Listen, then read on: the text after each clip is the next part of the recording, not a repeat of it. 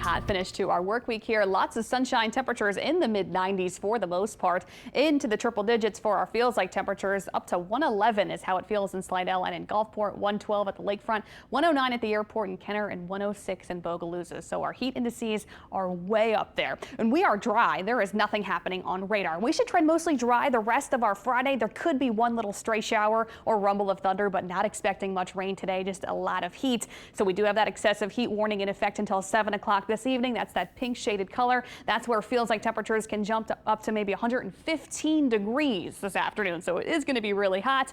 Elsewhere, we have a heat advisory in that orange color.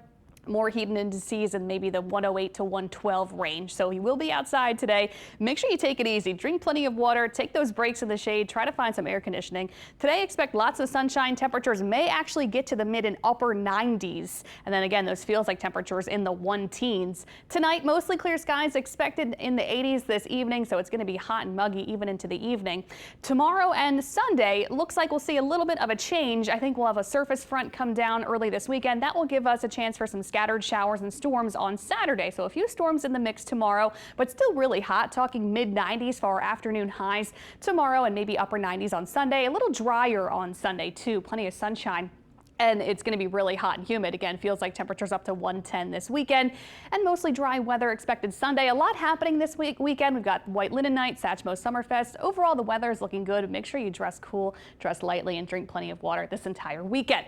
The other thing we've been talking about now for days, the tropics. Invest 97. That's what it was over the last few days. Now it's potential tropical cyclone 4 because it is expected to bring impacts to Florida within the next 2 days.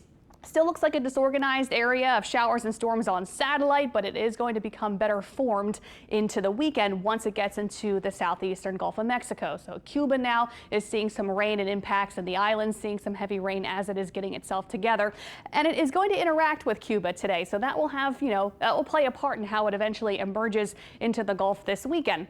Right now, it's gusting at 40 miles per hour, sustained winds at 30, and moving to the west-northwest at 16 miles per hour. So it's not going to do much today besides bring some rain to the islands. And then we get into this weekend, and it could strengthen to a tropical storm once it's off the west coast of Florida on Saturday, and then Sunday, bringing some impacts into Florida this weekend, possibly as Tropical Storm Debbie. And then it looks like it's going to hook off to the northeast into towards Jacksonville, and eventually more into the Georgia, Carolinas region through early in the middle part of next week. So taking that northeasterly track. And the reason being, we've got the high pressure off to the east, helping to guide it off to the northeast, in addition to this trough that's coming in that's going to help pull it to the northeast. But it will start to slow down early next week as the trough departs and high pressure kind of sits back over.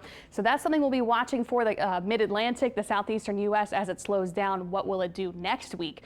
Right now, there are tropical watches and warnings for parts of Florida from Tampa Bay down to the Keys, even parts at least just south of Miami under tropical storm watches, and some tropical storm warnings in there closer to Naples and Fort Myers.